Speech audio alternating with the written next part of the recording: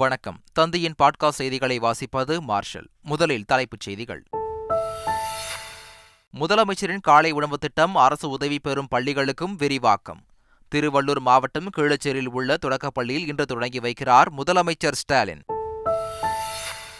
Armstrong கொலை செய்யப்பட்ட போது பதிவான சிசிடிவி காட்சிகள் வெளியாகி பரபரப்பு. கைதான ரவுடி திருவேங்கடம் என்கவுண்டர் செய்யப்பட்ட இடத்தில் நீதிபதி நேரில் ஆய்வு. செங்கல்பட்டில் கார் மோதி பெற்றோருடன் இருசக்கர வாகனத்தில் சென்ற சிறுவன் உயிரிழப்பு. காவல் நிலையத்தை முற்றுகையிட்டு உறவினர்கள் சாலை மறியலில் ஈடுபட்டதால் பரபரப்பு. சாரல் மழை காரணமாக குற்றால மெயின் அருவியில் நேற்றிரவு நீர்வரத்து அதிகரிப்பு. சுற்றுலா பயணிகள் குளிக்க தடை விதிப்பு. இரவு முழுவதும் போலீசார் கண்காணிப்பு. சென்னை YMCA மைதானத்தில் நடைபெற்ற இளையராஜாவின் இசை நிகழ்ச்சியில் ஏராளமான ரசிகர்கள் பங்கேற்பு. மும்பையில் நடைபெற்ற அம்பானியின் மகன் திருமண விழாவில் கலந்து கொண்ட பின் சென்னை திரும்பினார் நடிகர் ரஜினிகாந்த்.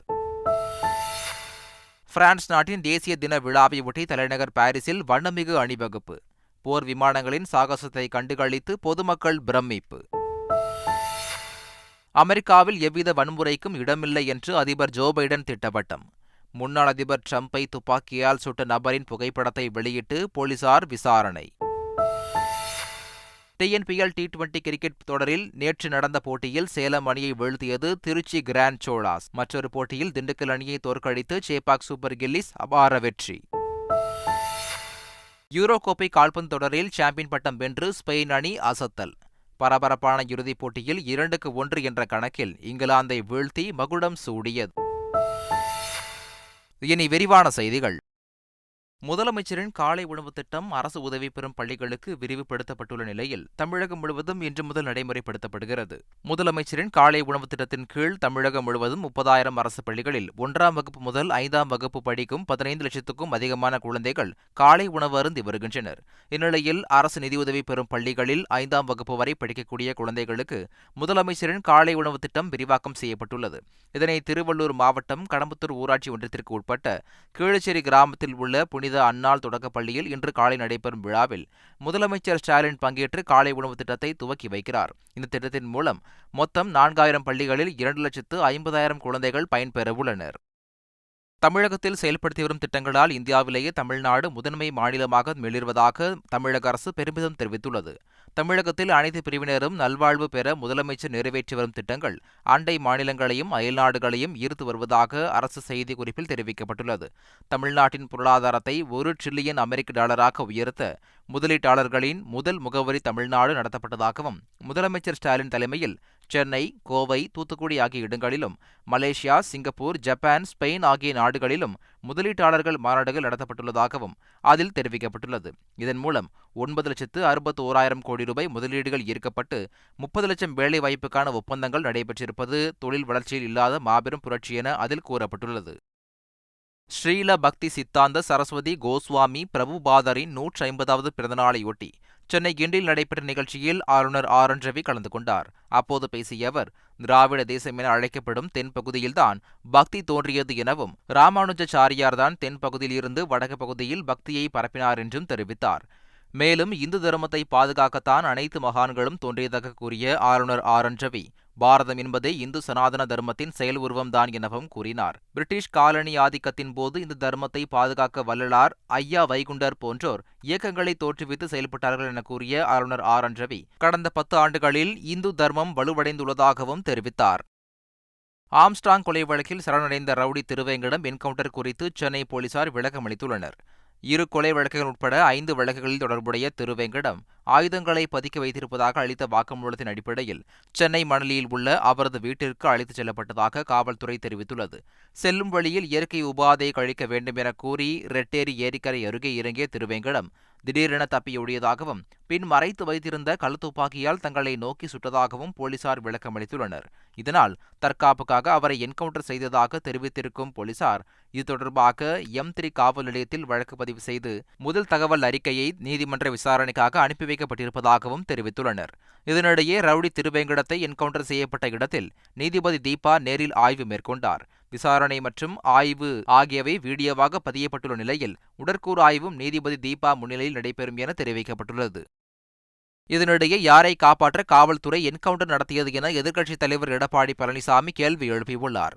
காவல்துறை சொல்லும் காரணங்கள் நம்பும்படியாக இல்லை என பாமக தலைவர் அன்புமணி ராமதாஸ் விமர்சனம் செய்துள்ளார். என்கவுண்டர் உண்மையை மூடி மறைக்கும் முயற்சி என தமிழக பாஜக தலைவர் அண்ணாமலை குற்றம் சாட்டியுள்ளார். புதுச்சேரியில் மீண்டும் விஷவாயு வெளியேறுவதாக கூறி பொதுமக்கள் சாலை மறியலில் ஈடுபட்டதால் பரபரப்பு ஏற்பட்டது. புதுச்சேரி ரெட்டியார்பாளையம் தொகுதிக்குட்பட்ட புதுநகரில் கடந்த மாதம் விஷவாயு தாக்கி 3 பேர் உயிரிழந்தனர். இந்நிலையில் புதுநகர், கம்பன், மூகாம்பிகை நகர் ஆகிய பகுதிகளில் மீண்டும் விஷவாயு வெளியேறியதாக கூறி அப்பகுதிகளில் வசிக்கும் 100க்கும் மேற்பட்ட பொதுமக்கள் புதுச்சேரி விழுப்புரம் பிரதான சாலையில் மறியலில் ஈடுபட்டனர். அவர்களிடம் அதிகாரிகள் பேச்சுவார்த்தை நடத்தி புதுநகரில் உள்ள கழிவுநீர் சுத்திகரிப்பு நிலையத்தை அகற்ற நடவடிக்கை எடுக்கப்படும் என்று உறுதியளித்தனர். இதையடுத்து பொதுமக்கள் மறியலை கைவிட்டு கலைந்து சென்றனர். கள்ளக்குறிச்சி மாவட்டம் சின்னசேலம் அருகே மாணவர்களை ஏற்றிக்கொண்டு அதிவேகமாக சென்ற தனியார் பள்ளி பேருந்து சாலையில் வளைவில் திரும்பும்போது ஓட்டுநரின் கட்டுப்பாட்டை இழந்து கவிழ்ந்து விபத்துக்குள்ளானது. இந்த விபத்தில் 10க்கும் மேற்பட்ட மாணவர்கள் காயமடைந்தனர். மாணவி ஒருவரின் தந்தை அளித்த புகாரின் பேரில் பேருந்து ஓட்டுநர் மணிகண்டனை போலீசார் கைது செய்தனர். பேருந்து கவிழ்ந்த சிசிடிவி காட்சி வெளியாகியுள்ளது. செங்கல்பட்டில் கார் மோதி 6 வயது சிறுவன் பலியான சம்பவத்தில் உரிய நடவடிக்கை எடுக்கக் கோரி காவல் நிலையத்தை முற்றுகையிட்டு உறவினர்கள் வாக்குவாதத்தில் ஈடுபட்டனர். மோசிவாக்கம் கிராமத்தைச் சேர்ந்த முருகன் என்பவர் தனது மனைவி மற்றும் மகனுடன் இருசக்கர வாகனத்தில் வீடு நோக்கி சென்று கொண்டிருந்தார். அப்போது பின்னால் வந்த கார் இருசக்கர வாகனம் மீது மோதியது. இந்த விபத்தில் உடல் நசுங்கி சிறுவன் சம்பவ இடத்திலேயே உயிரிழந்த நிலையில் முருகன் மற்றும் அவரது மனைவி உயிர் தப்பினர். இச்சம்பவம் தொடர்பாக கார் டிரைவரை போலீசார் கைது செய்த நிலையில் உரிய நடவடிக்கை எடுக்கக் கோரி குழந்தையின் உறவினர்கள் மற்றும் காவல் நிலையத்தை முற்றுகையிட்டு சாலை மறியலில் ஈடுபட்டனர். இதனால் அப்பகுதியில் கடுமையான போக்குவரத்து நெரிசல் ஏற்பட்டது. நீலகிரி மாவட்டம் கோத்தகிரி அருகே உள்ள அரவேணு பெரியார் நகர் பகுதியில் அதிகாலை நேரத்தில் ஒரு கரடி நடமாடியுள்ளது. இது சிசிடிவி கேமராவில் பதிவான நிலையில் அங்குள்ள குடியிருப்பில் வசிப்பவர்கள் மிகுந்த அச்சமடைந்துள்ளனர்.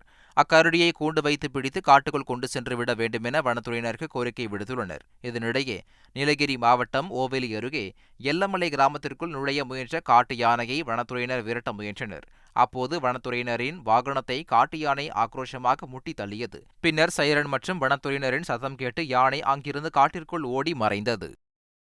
கொடைக்கானலில் ஆண்டுக்கு ஒரு முறை மட்டும் பூக்கும் அரிய வகை கற்றாழை வகை மலர்கள் பூக்கத் தொடங்கியுள்ளன. சுமார் 5 அடி முதல் 12 அடி உயரம் வரை வளரும் இந்த மலர்கள் மண் அரிப்பை தடுக்கும் விதமாக மலைகளின் சரிவான பகுதிகளில் வளர்க்கப்படுகிறது. கொடைக்கானலில் உள்ள தோட்டக்கலைத்துறை ஆராய்ச்சி நிலையம், தனியார் தங்கும் விடுதிகளில் தற்போது கற்றாழை மலர்கள் பூத்து குலுங்குகின்றன.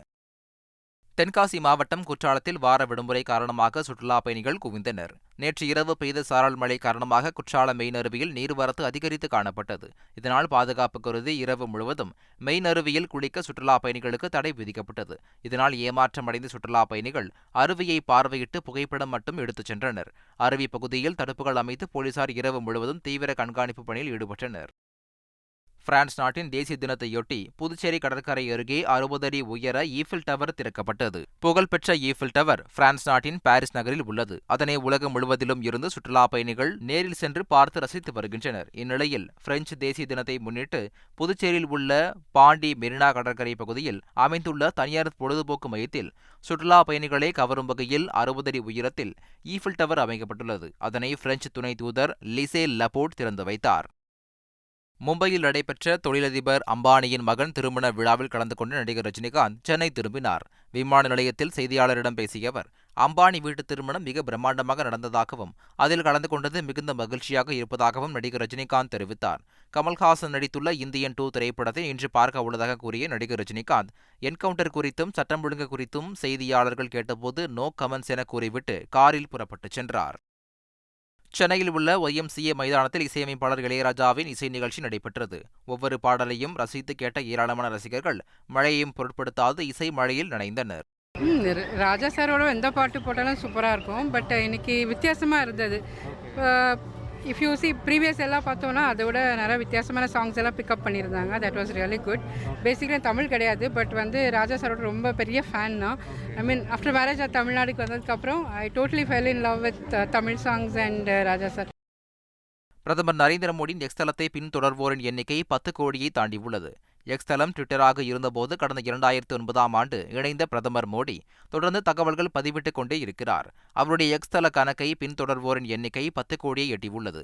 இதனால் சமூக வலைதளங்களில் அதிகம் பின்தொடரும் தலைவர்களில் ஒருவராகிவிட்ட பிரதமர் மோடிக்கு அமைச்சர்கள் பலரும் வாழ்த்து தெரிவித்துள்ளனர். நீட் தேர்வு தொடர்பாக முதலமைச்சர் ஸ்டாலினுக்கு மக்களவை எதிர்க்கட்சித் தலைவர் ராகுல் காந்தி கடிதம் எழுதியுள்ளார். மாணவர்களின் நீதிக்காக காங்கிரஸ் கட்சி போராடி வருகிறது என்று அதில் ராகுல் காந்தி குறிப்பிட்டுள்ளார். மத்திய அரசு மற்றும் தேசிய தேர்வு முகமையின் தோல்வியால் பாதிக்கப்பட்டுள்ள 24 லட்சம் மாணவர்களுக்கு விரைவில் நீதி கிடைக்க வேண்டும் என்றும், மக்களின் வரிப்பணத்தில் நடத்தப்படும் அரசு மருத்துவக் கல்லூரிகளில் வசதி வாய்ப்புள்ள சிலருக்கு மட்டும் வாய்ப்பு கிடைப்பதை தடுக்கும் கூட்டு கடமை உள்ளதாகவும் அக்கடிதத்தில் ராகுல் காந்தி குறிப்பிட்டுள்ளார். கேரளாவில் பெய்து வரும் கனமழை காரணமாக வானிலை ஆய்வு மையம் எச்சரிக்கை விடுத்துள்ளது. இதையொட்டி 6 மாவட்டங்களில் உள்ள கல்வி நிலையங்களுக்கு இன்று விடுமுறை அறிவிக்கப்பட்டுள்ளது. காசர்கோடு, கண்ணூர், கோழிக்கோடு, மலப்புரம், திருச்சூர், எர்ணாகுளம் உள்ளிட்ட மாவட்டங்களில் கல்வி நிலையங்களுக்கு விடுமுறை அளித்து சம்பந்தப்பட்ட மாவட்ட ஆட்சியர்கள் அறிக்கை வெளியிட்டுள்ளனர். மேலும் ஏற்கனவே அறிவிக்கப்பட்ட தேர்வுகள் திட்டமிட்டபடி நடைபெறும் என தெரிவிக்கப்பட்டுள்ளது. பிரான்ஸ் நாட்டின் தேசிய தின விழாவை ஒட்டி தலைநகர் பாரிஸில் கோலாகலமாக வண்ணமிகு அணிவகுப்பு நிகழ்ச்சி நடைபெற்றது. முப்படை ராணுவ வீரர்களின் அணிவகுப்பை பிரான்ஸ் அதிபர் இமானுவேல் மேக்ரான், அமைச்சர்கள், உயர் அதிகாரிகள் உள்ளிட்டோர் பார்வையிட்டனர்.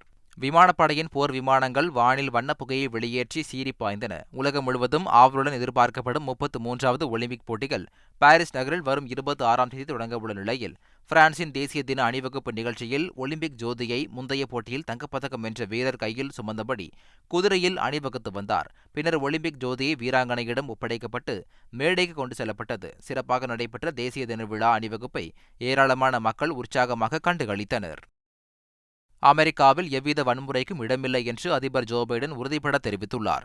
முன்னாள் அதிபர் டிரம்ப் துப்பாக்கியால் சுடப்பட்ட சம்பவத்தை அடுத்து மேரிலாண்டிலிருந்து உடனடியாக வாஷிங்டனில் உள்ள வெள்ளை மாளிகைக்கு அமெரிக்க அதிபர் ஜோ பைடன் திரும்பினார்.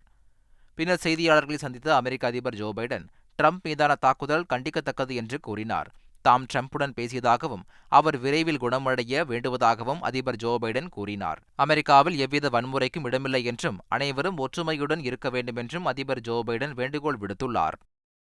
அமெரிக்காவின் பென்சில்வேனியா மாகாணத்தில் உள்ள பட்லர் நகரில் நடைபெற்ற ஆதரவாளர்கள் கூட்டத்தில் டிரம்பை துப்பாக்கியில் சுட்ட தாமஸ் மேத்யூ குரூக்ஸ் என்ற நபரை சுட்டுக் கொன்ற போலீசார் 20 வயதான அந்த நபரின் இளம் வயது புகைப்படத்தையும் வெளியிட்டுள்ளனர்.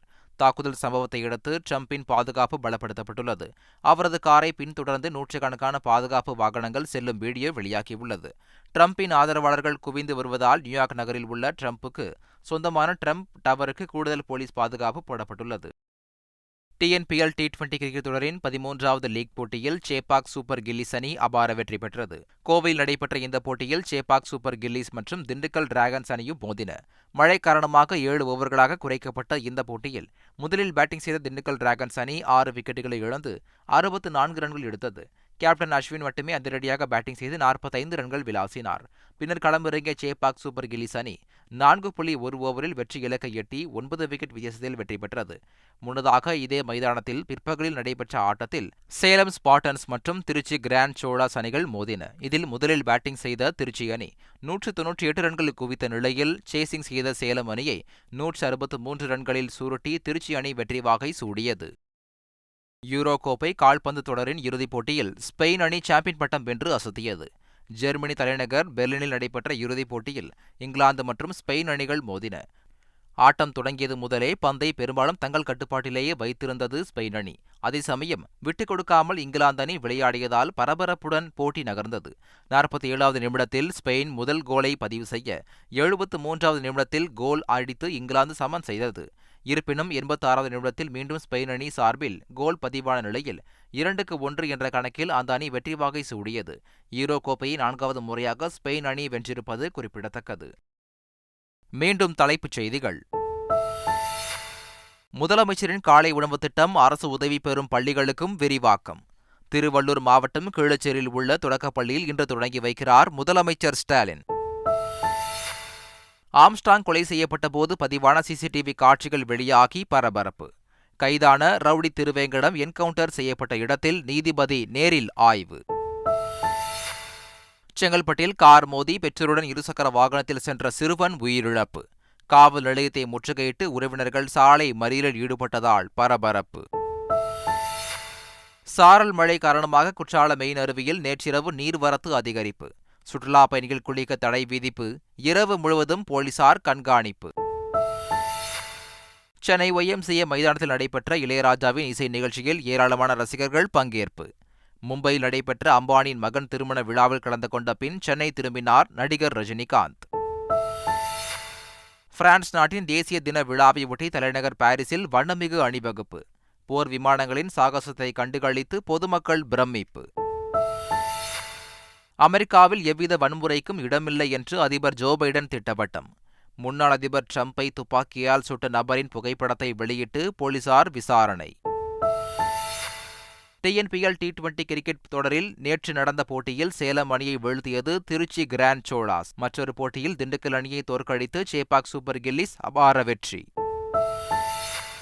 யூரோ கோப்பை கால்பந்து தொடரில் சாம்பியன் பட்டம் வென்று ஸ்பெயின் அணி அசத்தல்.